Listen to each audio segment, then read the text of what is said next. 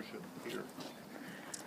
I have not made trouble for Israel, Elijah replied, but you and your father's family have.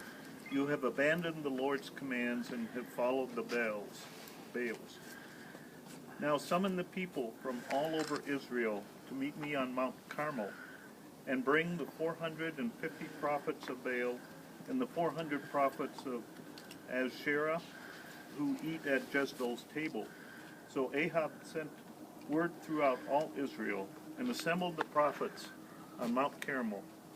Elijah went before the people and said, How long will you waver between two opinions? If the Lord is God, follow him. But if Baal is God, follow him. But the people said nothing. Then Elijah said to them, I am the only one of the Lord's prophets left, but Baal has 450 prophets. Get 2 bulls for us. Let them choose one for themselves, and let them cut it into pieces and put it on the wood, but not set fire to it. I will prepare the other bull, and put it on the wood, but not set fire to it. Then you call on the name of your God, and I will call on the name of the Lord. The God who answers by fire, he is God. Then all the people said, What you say is good.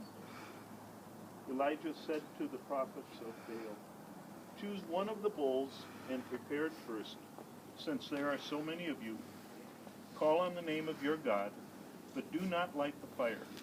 So they took the bull given them and prepared it. Then they called on the name of Baal from morning till noon. O Baal, answer us, they shouted. But there was no response. No one answered. And they danced around the altar they had made. At noon, Elijah began to taunt them. Shout louder, he said. Surely he is God. Perhaps he is deep in thought, or busy, or traveling. Maybe he is sleeping and must be awakened. So they shouted louder and slashed themselves with swords and spears, as was their custom, until their blood flowed.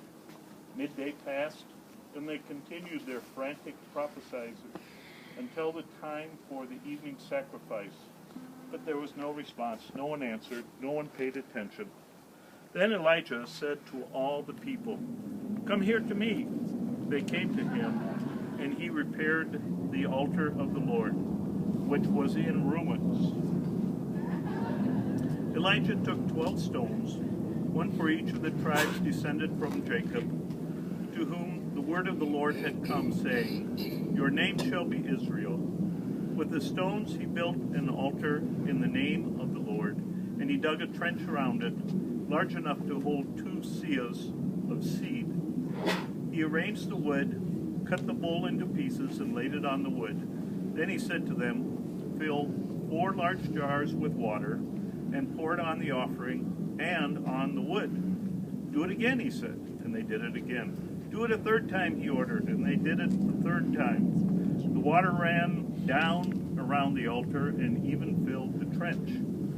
At the time of sacrifice, the prophet Elijah stepped forward and prayed, O Lord, God of Abraham, Isaac, and Israel, let it be known today that you are God in Israel, and that I am your servant, and have done all these things at your command.